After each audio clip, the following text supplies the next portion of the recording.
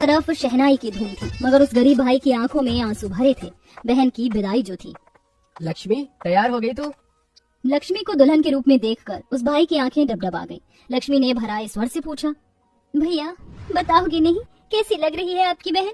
एकदम जोही की कली सी लग रही है। हे लक्ष्मी, तू खुश तो है ना? लक्ष्मी रोते हुए नरेश के गले लग गई। भैया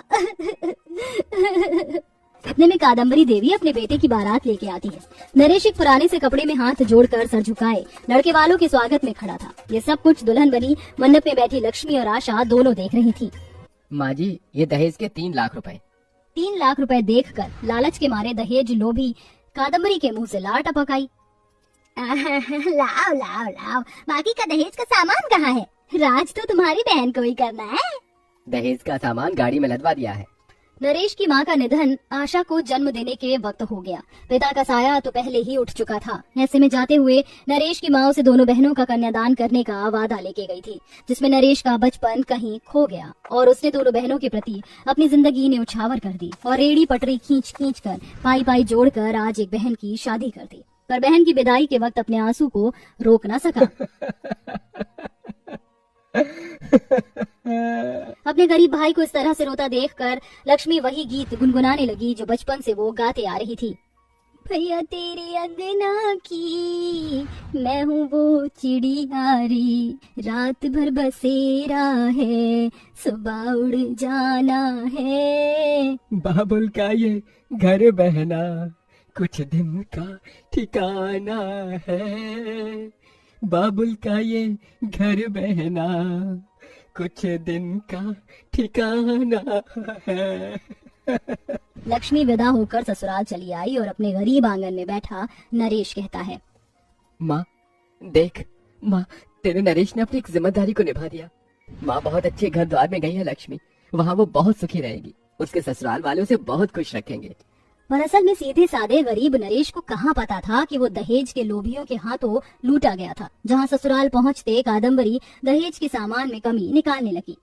राम राम राम, जाने किन्हीं भिखारियों से रिश्ता जोड़ लिया मैंने, दहेज के नाम पर ठग लिया। अरे माँ, कहाँ शादी कर दी मेरी? 4 बर्तन देकर अपनी गरीब बहन को हमारे माथे चढ़ दिया है उस निकम्मे नरेश ने।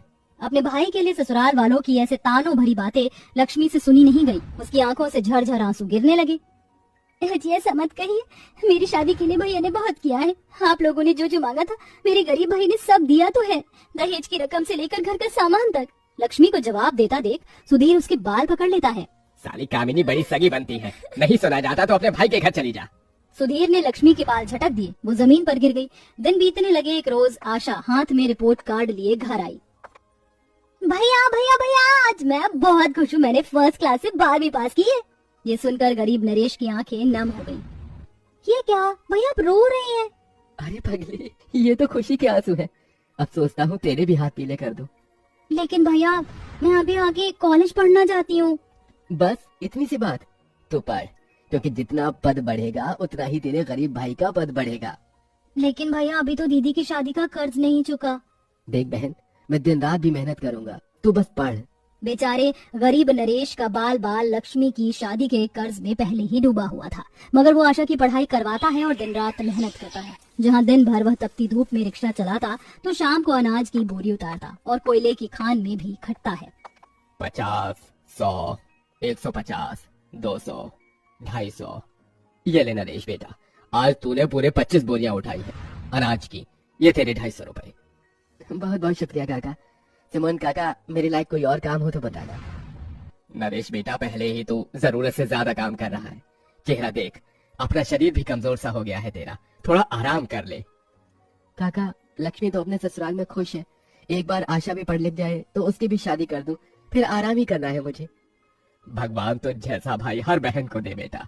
तेरे बचपन से देखता आ रहा हूँ, तुझे बहुत कष्ट उठाने पड़े हैं। तूने अपनी दोनों बहनों के लिए बहुत कुछ किया है बेटा। पैसे लेके नरेश घर आ जाता है। वहीं कॉलेज जाते हुए नकुल और अमित नाम के 2 लड़के बाइक पर सवार आशा को छेड़ने लगते हैं। आजा मेरी गाड़ी में बैठ जा, आजा मेरी गाड़ी में बैठ जा। अरे ओ मेरी बेबी डॉल, क्यों अपने दूध जैसे गोरे बदन को धूप में जला रही हो? आओ, हम भी कॉलेज ही जा रहे हैं, तुम्हें भी छोड़ देंगे। आशा रोते हुए जल्दी जल्दी भागने लगती है। तभी रिक्शा लेकर आते हुए नरेश उन्हें देख लेता है और बौखलाकर उन्हें मारने लगता है।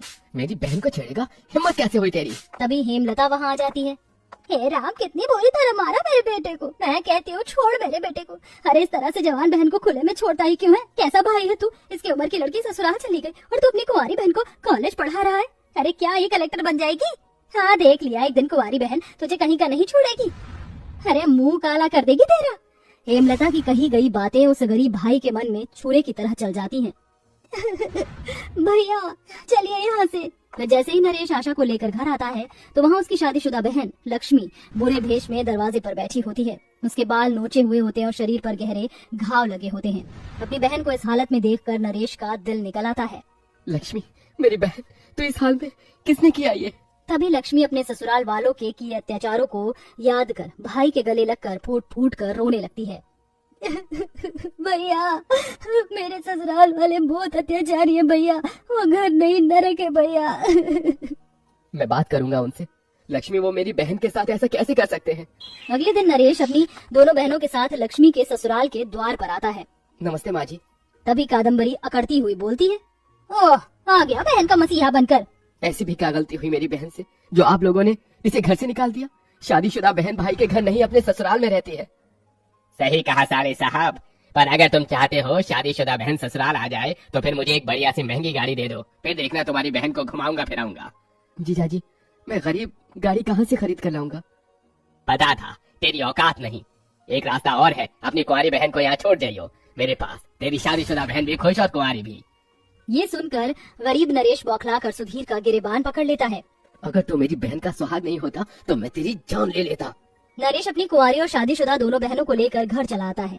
अब लोग भी तरह तरह की बातें बनाने लगते हैं और नरेश को भाई होने के लिए भी धिक्कारते हैं। लोगों की ताने भरी बातें सुनकर उस गरीब भाई का मन चीख चीख कर रोता है। तभी एक दिन काम खत्म करके घर लौटते वक्त नरेश देखता है कि भीड़ के अंदर सुधीर बेहोश पड़ा होता है और उसके शरीर से खून बहे जा रहा था। ये तो सुधीर है, मुझे इसे अस्पताल लेकर जाना होगा। थोड़ी देर में कादम्बरी और नरेश की दोनों बहन भी अस्पताल आ जाती हैं। सुधीर की जान बच जाती है। भैया कैसे है वो? कहाँ है वो? मुझे उनसे मिलना है, मुझे उनके पास लेके चलिए।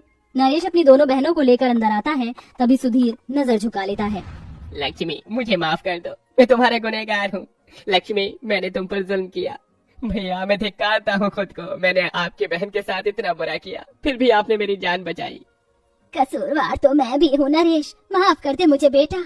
बहू चल अपने घर चल। अपनी बहन का घर बसते देख उस गरीब भाई की आंखें भीग गई। जा लक्ष्मी, अपने घर जा, खुश रह बहन। तेरी खुशी में तेरा गरीब भाई खुश है। अपना घर बसा, जा बहन जा। लक्ष्मी अपने ससुराल लौट आती है। वहीं दिन रात खुद को मेहनत में झोंक कर आशा जिला कलेक्टर बन जाती है, जिससे कि लोगों का मुंह हमेशा हमेशा के लिए बंद हो जाता है। गरीब नरेश एक पिता की तरह अपनी बहनों के लिए भाई का फर्ज निभाता है।